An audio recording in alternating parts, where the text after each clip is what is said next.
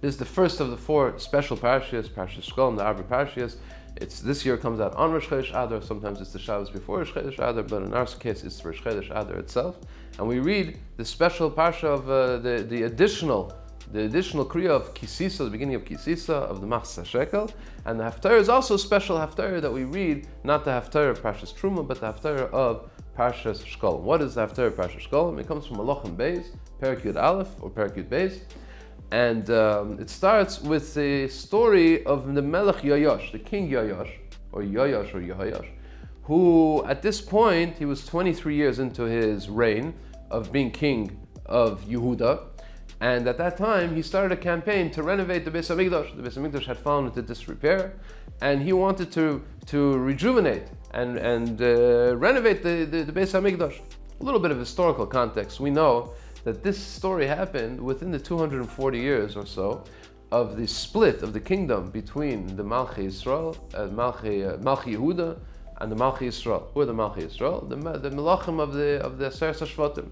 We know that in the time already of the son of Shlomo HaMelech, Rechavam, already at that time there was already a civil war which was waged by Yerovam ben Nevat, and Yerovam ben Nevat conquered a large amount of territory of Eretz Yisrael, and the kingdom split into two. There was the Malchi Yehuda, there was Rechavam, who was the son of Shaul, who was the Melech Yehuda, and there was the Melech Yisrael, Yerovam ben Nevat. Yerovam ben Nevat obviously wanted to discourage people from going to the Beis Hamikdash, which was in his rival's territory. So therefore, he set up an alternate god to serve. You don't have to serve the Beis Hamikdash, you don't have to serve Hashem. You can serve Avodah Zarah. It's also very good and very nice. And a lot of Yidden began to serve fell into idol worship, and many of the kings that followed Yerovam ben Nevat continued in that path. Unfortunately, on the other side of the fence, in Rechavim's kingdom, where he was loyal to the Beis Hamikdash, he did want Yidden to come to the Beis Hamikdash, but there was also a big pull towards Avodah Zarah, and many of the kings, the descendants, Rechavim and the descendants of Rechavim, Menashe and others, they also fell into this trap of idol worship, even though they had the Beis Hamikdash. And at certain points of this history of the Malchi Yehuda, they completely abandoned the Beis Hamikdash. And that's why we find that the Beis Hamikdash falling into disrepair. Now, one of the kings of the descendants of Rechavam, of the Malchi Yehuda, was Achazio. Achazio, during one of the battles with his rival, Yehu, who was the king of the 10 tribes of the Malchi Yisrael, Yehu actually managed to kill Achazio. He was only king for a very short time, and he was killed. Achazio's mother, whose name was Atalia, was a very evil woman, and she decided she's going to take the kingdom to herself. She's going to seize the control of the kingdom of Yehuda.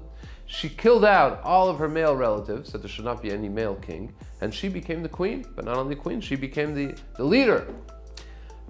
Except for one baby. Achazio had a baby whose name was Yoyash, our Yoyash, and Achazio's sister, this baby's aunt, miraculously managed to hide him in the Beis Hamikdash itself.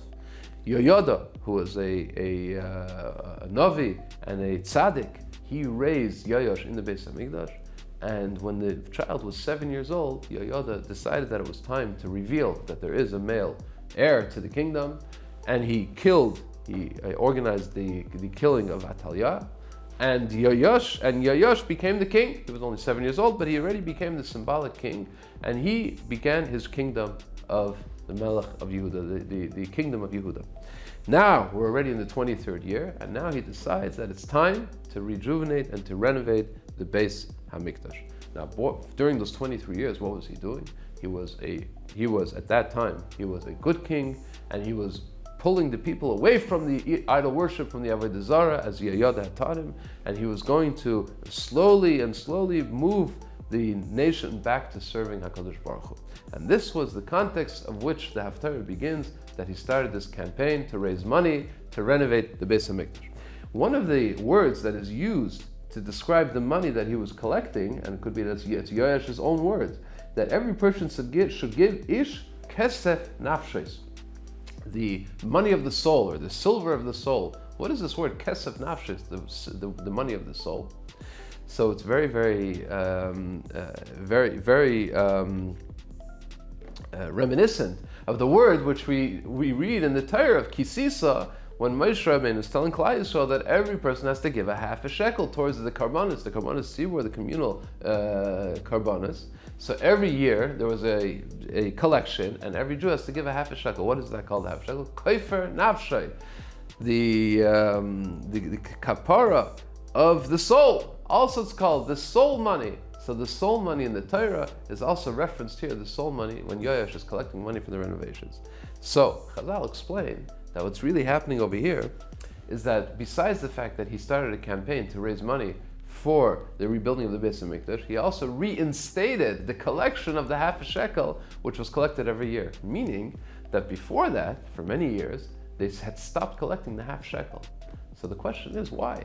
We understand that there was the Beis HaMikdash had fallen into disrepair, but for a long time and for throughout, there were karbanos going on in the Beis HaMikdash. There were communal sacrifices being brought in the Beis HaMikdash. Why stop the collection of the half a shekel? It appears the Yalkut Me'amlayas brings from a sefer called Avas Yonason, which was written by somebody named Rabbi Avram Abli, who writes that his father was a Rav in Kiev in the 19th century, the beginning to the mid-19th century. And he has a sefer called Avos Yonason, Pirush on Haftaras, and he explains as follows. He says, why does the Torah set the price for this yearly contribution at a half a shekel? Why not 1 shekel? Why not 5 shekel, 10 shekel? Why a half a shekel?